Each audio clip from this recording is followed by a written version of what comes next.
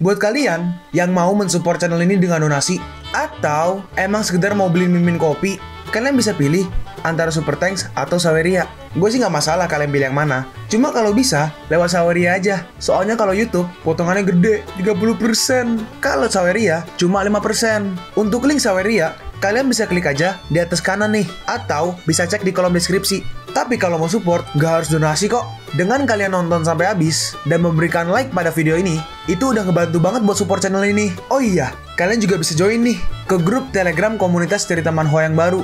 Untuk linknya, gue tampilin di layar ya. Tapi kalau malas ngetik, cek aja kolom deskripsi. Di sana, kalian bisa sharing nih topik seputar manhwa dan kawan-kawan, dan juga ketemu teman baru. Kalau mau info terbaru dari Mimin, misalnya upload kapan atau misalnya ada telat upload, Mimin pasti akan langsung infokan di Telegram. Makanya, jangan lupa join ya. Nggak perlu berlama-lama lagi, kita mulai aja ceritanya.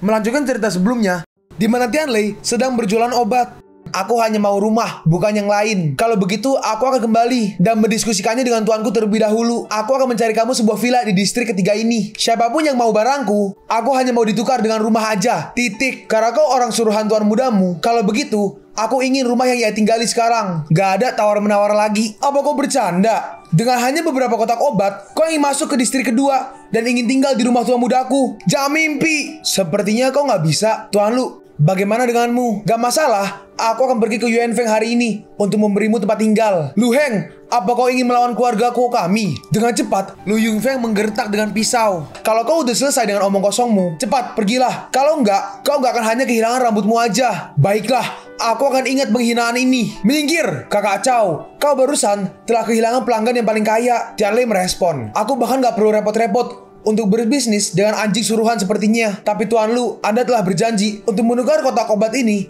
dengan sebuah rumah tanpa menanyakan seberapa banyak yang aku punya. Anda terlalu mempercayaiku. Hidup sekarang sangat sulit. Sekarang, kita menghadapi kekurangan obat-obatan. Banyak saudara-saudara kami yang meninggal karena nggak mendapatkan obat yang memadai. Dan lagi, obat-obat ini pasti akan sangat membantu. Mungkin juga akan bisa menyelamatkan nyawa seseorang. Jadi apa salahnya jika ini ditukar dengan sebuah rumah? Kata-kata yang bagus Tuan Lu. Aku Chow Tianlei sangat menyukainya. Aku juga sangat senang menjadi kamu sebagai teman. Datanglah padaku jika kau membutuhkan bantuan di masa depan. Aku nggak bisa menjamin semuanya. Tetapi, selama itu di distrik ketiga, keluarga Luku masih bisa mengatasinya. Kakak Lei, beberapa tentara datang untuk berkunjung. Mereka mengatakan pimpinan mereka ingin bertemu denganmu. Tianlei pun kembali. Ternyata ada banyak tentara di sana. Seorang tentara berkata, setelah mendengar laporan Tongle, pimpinan menganggap kejadian ini sangat penting karena kau bisa mengalahkan mutan zombie dan juga menyelamatkan Kapten Chen. Jadi pimpinan ingin bertemu denganmu. Aku akan melapor dulu. Baiklah. Apakah Anda Chow Tianlei? Iya benar. Lalu Chow Tianlei dicek. Untuk apa ini? Ini hanya prosedur keamanan. Siapa yang akan memasuki gedung militer harus menjalani pemeriksaan tubuh terlebih dahulu. Lalu mereka mengambil kapak Tianlei. Apa ini? Ini adalah senjata untuk mempertahankan diri. Di luar sana, sangat sedikit orang yang punya senjata. Kalau nggak bawa senjata, sama aja akan menjadi makanan para zombie. Ngomong-ngomong, kapak itu adalah barang pribadiku. Ingat, untuk mengembalikannya nanti, jangan dibuang. Apa aku bisa masuk sekarang? Tunggu, pimpinan baru aja menyelesaikan rapat dan sedang makan, dan dia nggak bisa diganggu. Kau tunggu di sini. Aku akan memanggilmu ketika pimpinan udah selesai. Hei, aku ini belum makan. Pimpinan ingin bertemu denganku. Lalu aku bergegas kemari. Bukankah itu nggak sopan? Dasar bajingan kecil yang baru aja membunuh beberapa zombie. Bisa-bisanya kau berlagak seperti itu. Dasar bocah bau bawang. Tunggu di sini. Jangan mengatakan omong kosong lagi. Jangan lihat tampak kesal. Perutku ini lapar. Aku nggak bisa membiarkan diriku kelaparan di sini. Aku juga harus segera makan. Kalau tidak, mahku akan kambuh. Karena pimpinan kalian nggak bisa menemuiku, aku akan pergi dulu. Sama tinggal. Orang itu secara pribadi dipanggil oleh pimpinan. Bagaimana jika berhenti, tapi Tianlei terus jalan? Kalian jatuhkan dia. Lalu seseorang memegang pundak dari Tianlei. Aku pikir aku akan bersantai, gak perlu bertarung untuk 2 atau 3 hari ke depan. Tapi ternyata aku salah. Ini kalian yang memintanya. Lalu satu prajurit langsung dihajar oleh Tianlei. Prajurit itu sampai terbental. Mereka semua melihatnya kaget. Dan para tentara langsung maju semua. Satu tentara menendang Tianlei, tapi Tianlei berhasil menahannya. Lalu Tianlei mengambil kakinya dan langsung dibanting ke tanah. Cepat, biarkan orang-orangmu berhenti. Dia adalah tamu pimpinan. Jika dia sampai terluka, aku nggak akan dapat menjelaskannya pada pemimpin. Saudara Chen terlalu khawatir. Kita tinggal memanggil dokter untuk merawatnya. Kalau misalnya dia terluka, gampang kan? 3 prajurit menyerang Tianlei sekaligus. Tapi Tianlei dengan mudahnya mengalahkan mereka semua dengan satu tendangan. Luar biasa. Sepertinya kalian belum makan. Gak ada yang kuat sama sekali. Hei anak muda sombong, aku meremehkanmu. Aku dipanggil Lihu. Hari ini, aku akan memberimu pelajaran. Lalu Lihu maju. Lihu, hentikan! Dalam hati prajurit ini, Lihu punya kemampuan tempur tanpa senjata paling kuat di seluruh kompi pasukan penjaga ini. Tidak hanya mahir dalam berbagai teknik bertarung, tetapi juga punya banyak pengalaman selama bertahun-tahun. Gak peduli seberapa kuat Xiao Tianlei, dia adalah orang biasa. Jadi bagaimana mungkin akan menjadi lawan bagi Lihu? Lalu Lihu melancarkan serangan. Serangan pertama berhasil dihindari oleh Tianlei. Dalam hati Lihu, sangat cepat. Anak ini gak akan bisa lolos dari seranganku selanjutnya. Dalam hati Tianlei, hebat. Ternyata ini kemampuan yang sebenarnya. Tapi emang beda dengan tentara profesional. Ini sangat berbeda. Bahkan Suyang dan Suan bukanlah lawannya. Hei anak nakal, kau gak akan sombong lagi. Sebenarnya aku gak ingin menghajarmu seperti ini. Tapi kau terimalah ini, pelajaran hari ini baik-baik. Terimalah pukulanku ini. Emangnya ada apa dengan pukulanmu itu? Dengan mudah, Tianlei menahannya. Hah? Lalu Tianlei menyerang balik dan dia langsung dibanting ke tanah. Apa kau baik-baik aja? Dalam hati Lihu, lenganku rasanya mati rasa. Lenganku rasanya udah gak ada lagi. Keterampilanmu emang bagus, tapi tubuhmu gak cukup fleksibel. Gerakanmu yang gak perlu terlalu membuang-buang tenagamu, dan itu akan memberikan celah bagi lawan. Jangan bicara omong kosong. Kemarilah, mari kita bertarung lagi kalau kau berani. Tiba-tiba seseorang berkata, orang yang bisa mengalahkan zombie mutan emang luar biasa. Hah, Lihu adalah prajurit terbaik yang berada di bawahku. Dan bawahannya semua adalah elit. Dan kau bisa mengalahkan mereka seorang diri. Anak muda sepertimu benar-benar seperti seorang pahlawan. Tong Lei berkata, Kakak Lei, beliau adalah komandan tertinggi pasukan militer di pangkalan ini. Namanya Jenderal Chang Chong Chuan. Jenderal tapi perutnya buncit. Bener jenderal gak nih? Atau cuma kayak Konoha lagi? No comment. Lanjut. Tianlei berkata, aku pernah melihat jenderal di TV sebelumnya, dan mereka semua tinggi, perkasa, dan terlihat berkuasa. Aku gak menyangka orang seperti Paman adalah jenderal, karena Paman mirip sekali dengan tetanggaku. Hei, lancang. Nak, kau sangat lucu. Aku baru aja menyelesaikan rapat. Bagaimana kalau kita pindah ke restoran untuk makan dan mengobrol? Baiklah. Dalam hati Tianlei, lumayan. Udah lama aku gak makan enak. Makanan pemimpin sepertinya pasti sangat enak. Aku juga akan bungkus untuk beberapa teman-temanku. Lalu mereka pun makan. Ternyata mereka makan di kafetaria. Apakah pimpinan biasa makan seperti ini? Di situasi seperti ini, tentu aja kita akan mengatasi kesulitan ini bersama. Sebagai pimpinan, bukan hanya kita harus memimpin aja, tetapi kita juga harus menjadi teladan bagi yang lain. Pimpinan, ini informasi yang Anda inginkan. Oh iya, letakkan aja. Digger, Licker. Ada juga zombie mutan yang bermutasi dengan bergabung dengan zombie biasa. Ini semua adalah informasi terkini kami yang kami kumpulkan tentang spesies mutan zombie yang pernah kami temui, dan juga berbagai zombie mutan yang baru yang terus berkembang. Tampaknya pertempuran manusia dengan virus ini akan memakan waktu yang lama. Xiao Chao, apa aku boleh memanggilmu seperti itu? Terima kasih atas bantuanmu menyelamatkan Kapten Chen Fei dan juga Tong Lei. Sehingga kali ini kita bisa mendapatkan informasi ini tepat waktu. Aku berterima kasih atas nama seluruh pasukan militer di pangkalan ini. Dan juga aku akan memberikanmu penghargaan. Pimpinan memanggilku bukan hanya untuk berterima kasih kan? Cerdas. Kalau begitu, aku langsung aja ke intinya. Sekarang, situasi di luar nggak bisa diprediksi. Dan kita nggak tahu apa yang akan terjadi berikutnya. Kapten Chen dan para tentara lainnya selamat. Kondisi mereka sekarang sangat gak memungkinkan. Jadi aku memberikan perintah untuk membentuk regu penyelamat sementara. Tim ini akan dipimpin oleh Lihu. Tim ini akan berangkat besok untuk mencari korban selamat di desa Shuchu. Aku harap kau bisa membantu kami. Aku? Benar. Kamu dan Tong Lei pernah ke desa Shuchu.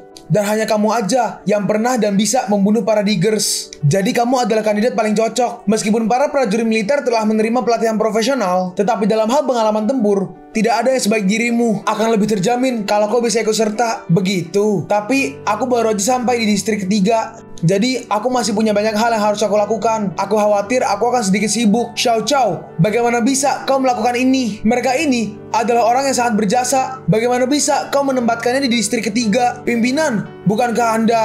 Apa? Ada apa? Siap, aku akan segera mengaturnya. Gak perlu. Menurutku, distrik ketiga cukup bagus, ramai dan populer. Gak masalah. Soal tempat tinggal udah teratasi karena pimpinan sangat percaya padaku. Tentu saja, aku akan menerima tawaran itu. Tetapi, aku punya 3 syarat. Tolong katakan. Pertama, selain tim penyelamat dari anggota militer, aku harus membawa teman-temanku. Yang kedua, perlengkapan kami telah usang. Jadi, kami akan memilih beberapa senjata taktis yang ada di gudang persenjataan Anda. Selama kita bisa membawa Chen Fei dan yang lainnya, itu nggak masalah. Tapi yang ketiga, ini sangat penting. Operasi ini harus mengikuti perintahku. Apa katamu? Ini adalah operasi militer besar-besaran, bukan individu. Apa kau tahu apa itu militer? Apa kau punya pengalaman dalam mengkomando sebuah pasukan? Apa kau bisa memikul tanggung jawab ketika terjadi suatu kesalahan? Bencana ini belum pernah terjadi sebelumnya dalam sejarah. Setiap orang telah mengumpulkan banyak pengalaman dari awal terjadinya bencana. Dan alasan kenapa pimpinan meminta bantuanku bukankah karena aku lebih berpengalaman dari kalian? Kau, pimpinan, Anda tahu situasi di luar sana nggak bisa diprediksi dan nggak ada yang bisa memprediksinya. Apakah kita akan bertemu mutan baru atau hanya zombie biasa saat di perjalanan? Jika pendapat setiap orang berbeda dalam keadaan darurat, itu akan berakibat fatal. Aku nggak mau mati sia-sia. Baiklah, aku berjanji. Pimpinan, nggak perlu. Komando akan diberikan pada Cao Tianlei. Kau harus mendengarkan dia. Kalau begitu, aku akan menyiapkan perjamuan untuk kalian dan menunggu kabar untuk keberhasilan kalian. Percayalah, aku berjanji akan menyelesaikan tugas ini. Kita pun kembali ke villa. Tianlei, kau mau pergi lagi? Aku nggak akan membiarkanmu pergi. Kita akhirnya sampai di tempat aman. Aku nggak bisa melepaskanmu untuk mengambil resiko lagi. Aku telah berjanji menerima tugas ini. Sis Pingyan, Shenxin, kalian nggak perlu khawatir. Kakak Tianlei akan baik-baik aja. Masih ada kami juga bersamanya. Kami akan membawanya kembali dengan utuh. Bukankah begitu? Enggak. Aku nggak akan pergi. Aku di sini untuk mencari istri, bukan untuk membantu kalian. Sayang sekali. Baru aja aku melihat gadis militer yang cantik. Gak hanya cantik, dia juga seksi. Dia berada di markas militer. Baik, aku ikut. Kakak Lei, dengan misi besar seperti itu, apa membawa mereka berdua itu udah cukup? Haruskah kita pergi juga? Gak perlu. Masih ada para wanita di rumah ini. Mereka membutuhkan penjagaan dari kalian. Petugasnya, kau benar-benar memutuskan untuk tinggal bersama kami? Iya, aku telah melaporkan situasi dan kejadian di kantor polisi. Aku juga udah melaporkan kematian teman-temanku. Dan tugas itu bisa dikatakan selesai. Meskipun pimpinanku ingin aku bergabung dengan militer, tapi aku lebih memilih untuk tinggal bersama kalian. Baiklah, kalau begitu, kau akan tinggal di sini bersama Li Suyang untuk menjaga rumah ini. Aku akan memberitahu Lu Heng juga. Kalau terjadi sesuatu, kau bisa meminta bantuannya. Iya kak, kalian berdua jaga diri kalian. Jangan bertengkar seperti sebelumnya. Dan untuk sekarang, jangan ganggu aku dulu. Iya, aku tahu. Aku akan patuh. Tianlei, kau harus kembali dengan selamat.